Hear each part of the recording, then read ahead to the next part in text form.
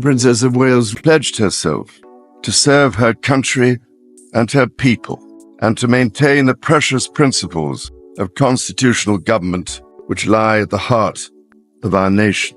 The words were simple, but inside the palace, they landed like a royal thunderclap. Enough is enough.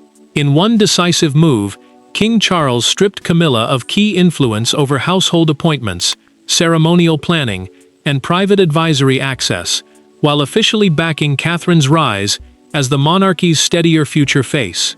What began as a private decision became the clearest signal yet that the balance of power had shifted forever.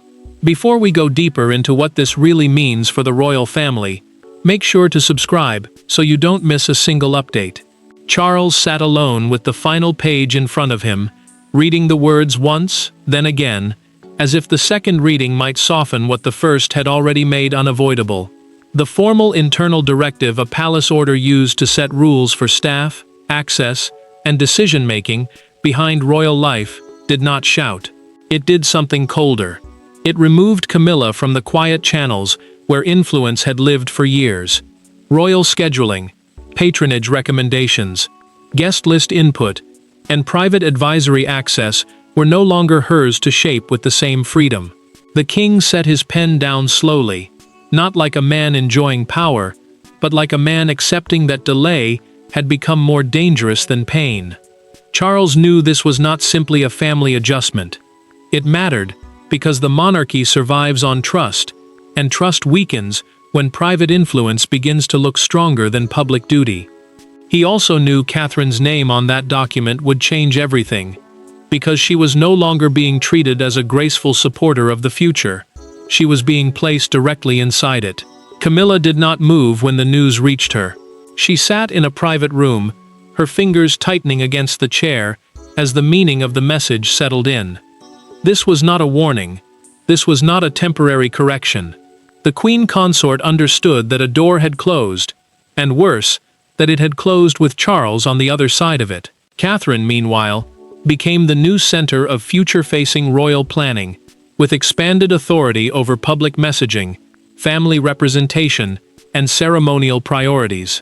That mattered because public messaging controls how the family explains itself to the nation, while ceremonial priorities decide who appears central when the crown speaks without words. Aides who once waited for Camilla's approval began turning toward Catherine's office instead, and that small movement felt like the palace changing its breathing pattern.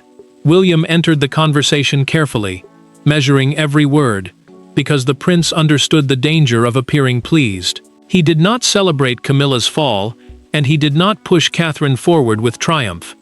William saw something heavier. Charles had chosen stability over loyalty, and Catherine had been handed a rise wrapped in conflict. The future queen could gain authority and still inherit resentment. The queen consort could lose influence and still remain wounded beside the king. And before the palace could understand what Charles had done, the question became impossible to avoid. Who had the most to lose, and who had silently been waiting to rise? Behind the formal language of the directive were four people trapped inside one crown-shaped storm. Charles carried the burden of a king trying to rescue his reign from private fracture.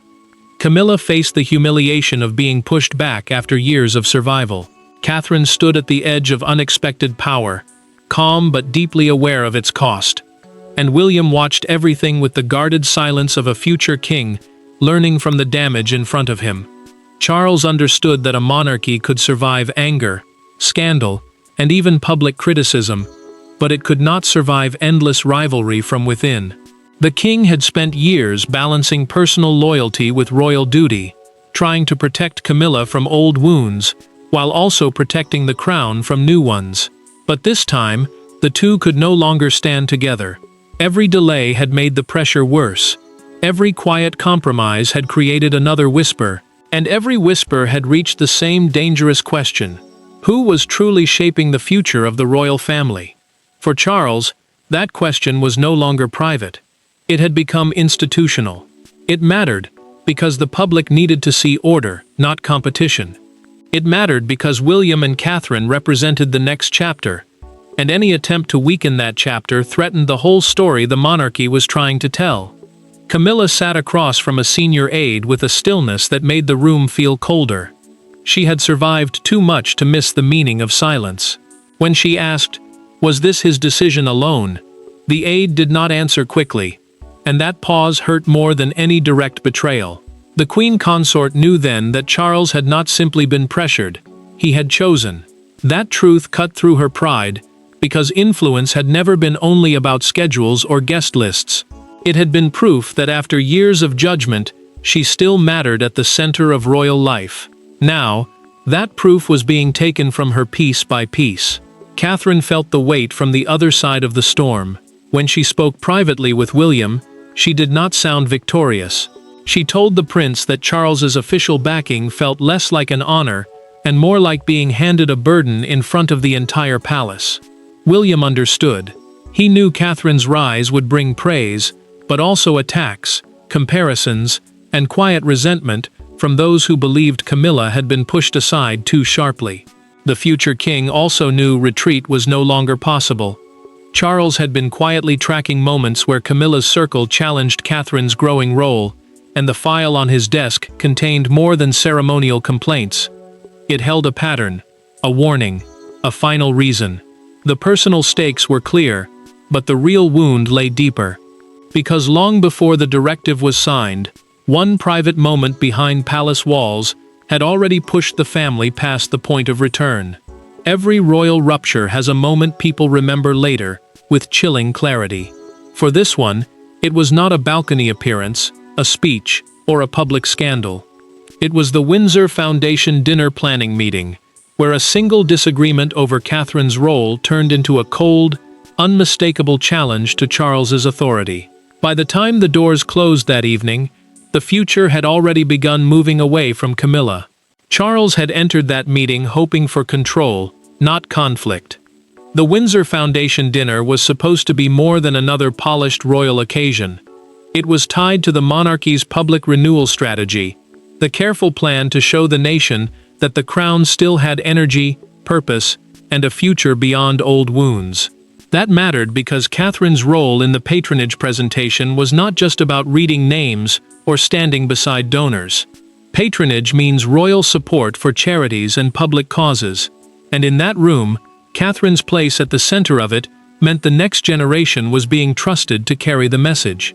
Charles knew this, William knew this, Catherine knew this, and Camilla knew it too. Camilla objected before the discussion could settle. She insisted the Queen's office should retain final control, and the words cut through the table with a cold force no one could ignore. The Queen consort did not raise her voice, but she did something sharper. She challenged the direction of the future, while Charles was sitting there to defend it. Catherine remained composed, her answer measured, her face calm, but William noticed the pause before she spoke. It was small, almost nothing, yet the prince understood his wife well enough to know the remark had landed deeper than anyone else could see. Catherine had spent years proving loyalty through restraint, and now that restraint was being tested in front of senior staff. Charles watched Camilla interrupt the discussion once, then twice, and something in him changed. The king saw the room begin to turn toward him, waiting for the decision he had avoided for too long. In that silence, delay became weakness. Then came the moment no one forgot. A folder prepared for Catherine was quietly removed from the table by one of Camilla's aides, and the humiliation was immediate. No speech was needed. No accusation had to be spoken. Catherine's authority had been challenged by a single movement, and William saw it happen. Charles saw it too. Charles asked for a written account later that night, and that request became the first stone in the road toward the directive that would strip Camilla's influence. The king no longer treated the dinner as a disagreement, he treated it as proof. Camilla understood too late that he was done smoothing over every wound for the sake of peace. What began as a planning dispute had become something more dangerous, and when Charles finally brought Camilla face to face with what had happened, the palace witnessed the confrontation everyone had feared. The confrontation did not happen in a grand hall or before a circle of advisors. It happened behind a closed door, with Charles and Camilla facing each other without the protection of ceremony. No titles softened the exchange. No aides stepped in to translate anger into protocol. For the first time, Charles spoke not as a husband trying to preserve peace, but as a king who had decided that peace had become too expensive. Charles had already made the room impossible to misunderstand before Camilla arrived. The signed directive lay on the table, still and final, waiting like a judgment neither of them could outrun. The king had spent hours reviewing the written account from the Windsor Foundation dinner planning meeting, along with older complaints about interference in Catherine's duties. The meeting had been a planning session, but it had exposed something larger. A pattern of resistance around the woman now being prepared for the monarchy's next chapter. That mattered because Catherine's role was no longer only personal or ceremonial. It was tied to the crown's survival plan, the careful effort to show the public that the future had discipline, steadiness, and trust at its center. Camilla understood the meaning the moment she saw the paper. Her face changed, not with shock alone, but with the deeper pain of realizing Charles had gone beyond warning her. The queen consort looked at him and challenged him directly, asking whether Catherine now mattered more than the woman who had stood beside him through decades of scandal, judgment, and public hatred. The question carried history inside it. It carried sacrifice. It carried bitterness. Charles did not answer quickly, because any answer would wound someone. But when he finally spoke, his voice made the room colder. He told her this was not about affection, it was about the crown. Camilla heard the finality before the words were finished. The crown meant the institution itself, the royal structure that exists beyond one marriage, one rivalry, or one wounded heart. Charles knew he had reached the point where protecting private peace could damage public trust. That was why this meeting mattered. It was the first time he stopped treating the conflict as family tension and named it as a threat to royal stability. The king was not asking Camilla to step back. He was telling her she already had been. Camilla looked down and saw Catherine's name written into the new structure of influence, not as a guest, not as a symbol, but as a central authority. That detail cut hardest. It proved Catherine had not merely survived the pressure around her. She had emerged from it with Charles's backing. The queen consort did not reach for the directive. She did not plead. She left the room with the document untouched, and Charles remained behind with the silence he had chosen. But the confrontation was only the beginning, because the true force of Charles's decision was not in the words he spoke to Camilla, but in the people who were now ordered to obey them. Power inside the monarchy rarely announces itself with noise. It moves through calendars, signatures, access, seating plans, and the quiet redirection of phone calls. After Charles's directive, the machinery began turning with unmistakable precision. Camilla's influence did not vanish in a public spectacle. It was reduced in the coldest way possible. People simply stopped asking her first. And Catherine, whether ready or not, became the new center of gravity. Charles had not only changed a rule, he had changed a habit. For years, royal influence had lived in the small decisions most people never saw, who reviewed the guest list before it became final, who approved the tone of a ceremony, who received sensitive briefings before others, and who shaped the message before the public heard it. That mattered because the monarchy does not move only through speeches or balcony moments. It moves through access. It moves through trust. It moves through the quiet power of being consulted first. Once the king's directive reached the right desks, that old pattern began to break. Files once routed through Camilla's circle were redirected toward Catherine's office, and the shift carried a message sharper than any announcement. A senior courtier paused before moving the first folder. The hesitation said everything. He knew that taking it away from Camilla's desk and sending it to Catherine's team was not clerical work. It was a transfer of power. The folder concerned ceremonial tone, meaning the emotional style and public message of a royal event, and that detail made the change even heavier. Camilla's loyal aides began to notice gaps in their own briefings. A meeting summary arrived without their names attached. A guest list note bypassed them. A call that once would have waited for their approval was answered elsewhere. No one shouted, no one accused. But isolation began forming around the queen consort, like a locked circle. Catherine received the revised planning file with a silence that unsettled even those closest to her. She did not smile. She did not rush to claim victory. She understood that accepting the folder meant accepting the conflict behind it. The future queen had never publicly asked to replace Camilla's influence. Yet now every decision would be measured against that wound. William knew it too. The prince quietly warned her to move slowly, because the palace would read her restraint as grace, but any sharp action could be painted as revenge. Catherine listened carefully, aware that power given in crisis can become a trap if handled without mercy. Camilla's aides felt the trap closing from the other side. They discovered that certain briefings no longer included them, and each omission told the same story. Charles's decision was alive now. It was not resting on paper, it was moving through people, offices, and choices.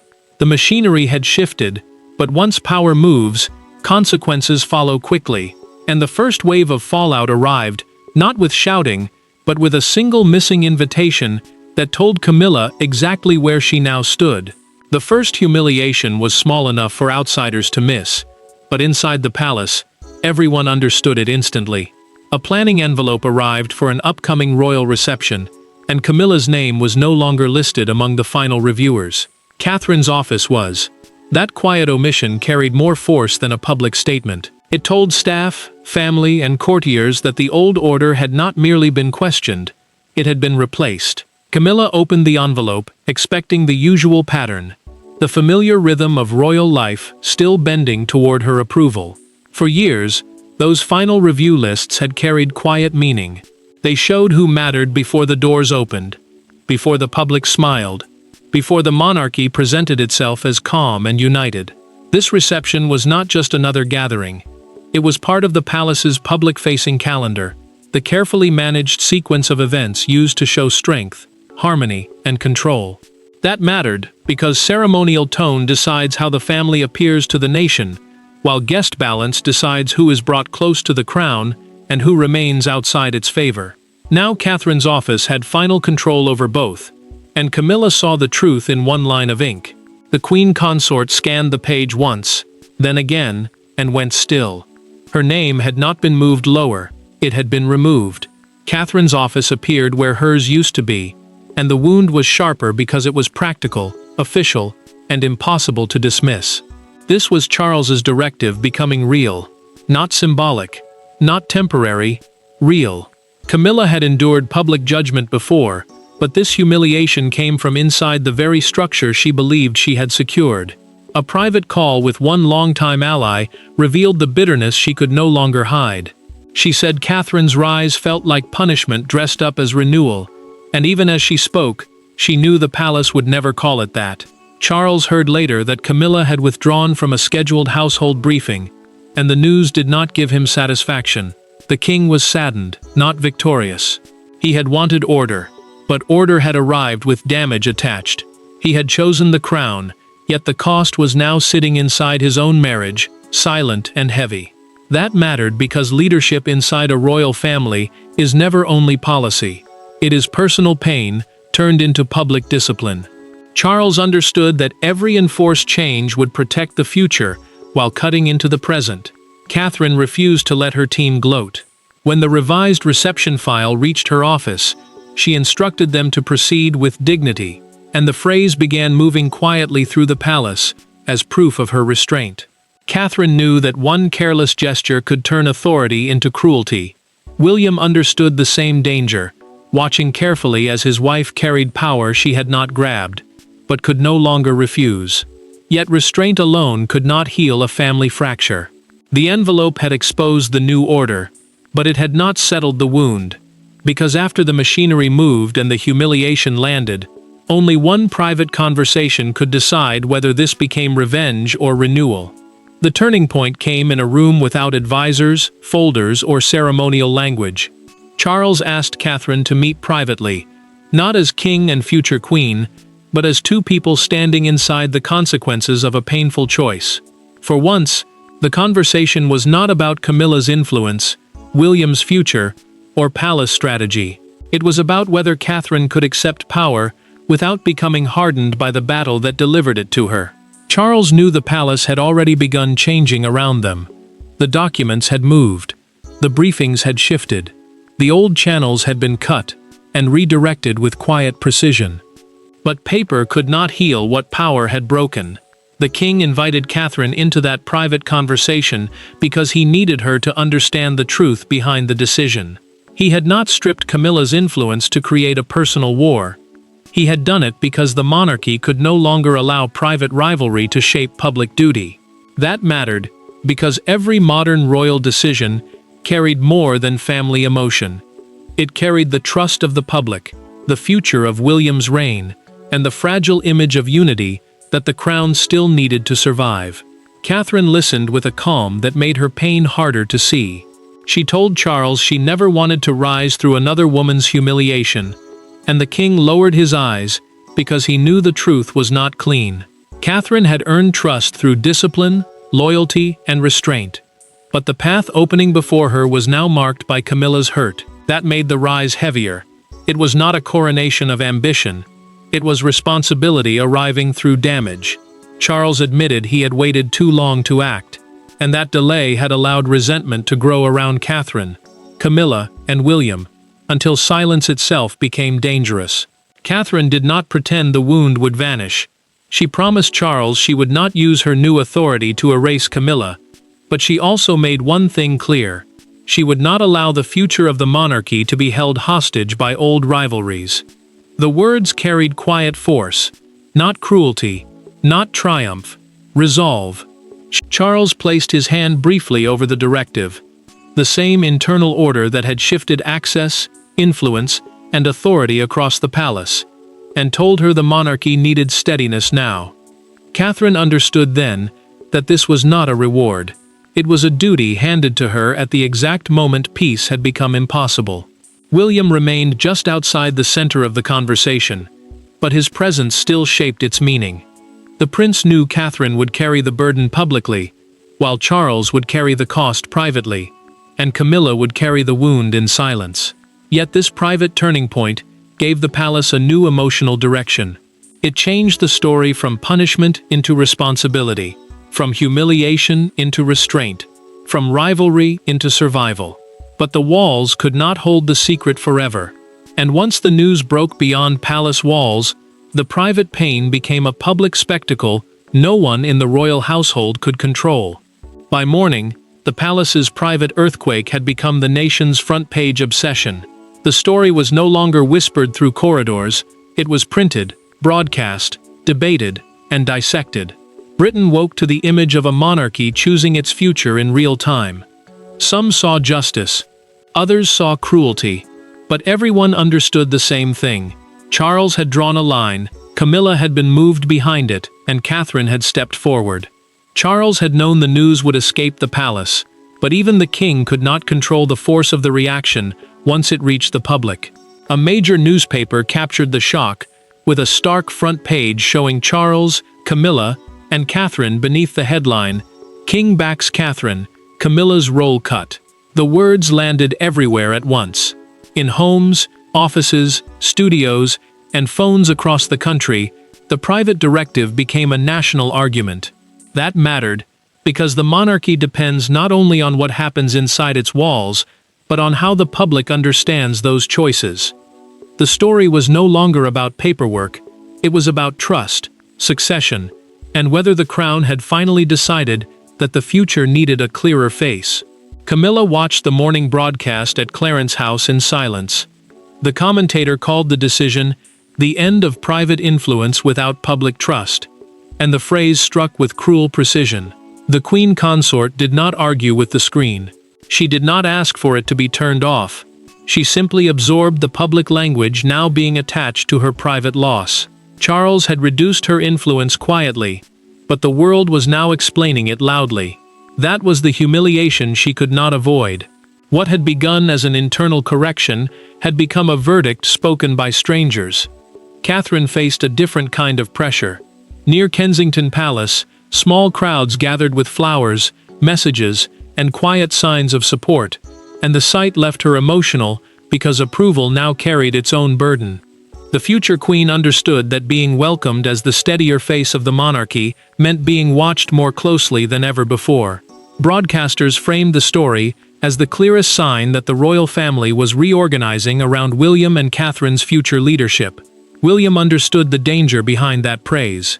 Support could strengthen Catherine, but it could also sharpen Camilla's sense of displacement. Outside Buckingham Palace, one woman near the gates gave the moment its simplest public meaning when she told a camera, "This feels like the crown choosing tomorrow over yesterday." The line spread quickly because it said what the palace statement would not.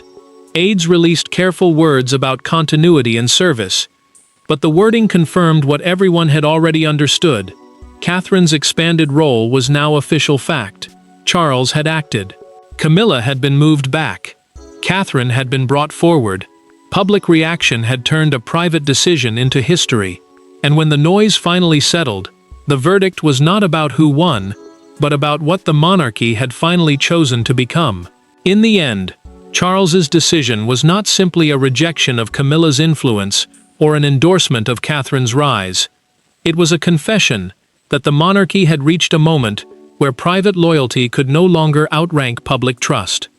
The crown had survived storms before, but this was different. This was not about scandal passing through the palace. This was about the palace deciding who could carry it forward. Charles sat alone after the public reaction had finally quieted, but relief never came. The king had done what duty demanded, yet the cost remained close, personal, and painful. His directive, an internal royal order that changed who held influence over planning, access, and public-facing decisions, had marked the formal shift from protecting old emotional arrangements to preparing the next generation for visible leadership. That mattered because the monarchy could not keep asking the public to trust its future while allowing private rivalry to shape its present. It also mattered because Catherine's rise had become the emotional answer to years of uncertainty. She represented steadiness, discipline, family continuity, and the kind of public confidence the institution desperately needed. Camilla accepted the new reality in private silence, but silence did not mean peace. The queen consort had lost more than a place on a list or a voice in a meeting. She had lost the quiet proof that her influence still reached the center of royal life. Charles had not erased her, but he had moved the crown beyond personal bargaining, and that truth wounded her deeply. The monarch understood that saving the institution had cost him calm inside his own marriage, and Camilla understood that the palace had chosen a future she could no longer control. It was not cruelty in its loudest form. It was something colder, authority moving on. William saw the meaning with painful clarity. The prince recognized that Catherine's elevation changed their future forever, because her role was no longer symbolic support beside him. It had become active preparation for the reign ahead. Catherine understood it too, and her first act of power was restraint. She refused revenge. She refused to let triumph define her. She chose dignity instead, proving that her rise was not built on Camilla's humiliation, but on discipline under pressure. That choice gave the family something the directive alone could not provide: a moral center. Charles did not destroy Camilla to raise Catherine. He finally separated personal loyalty from royal duty, and in doing so, he gave the monarchy a clearer future. The wound remained, but the direction was settled. The crown had chosen steadiness over old tension, public trust over private comfort, and tomorrow over yesterday. So the final meaning of "enough is enough" was not anger, it was surrender to duty. And the moment the crown chose Catherine as the face of what comes next. Thanks for watching. Please don't forget to like and subscribe, and we will see you in next one.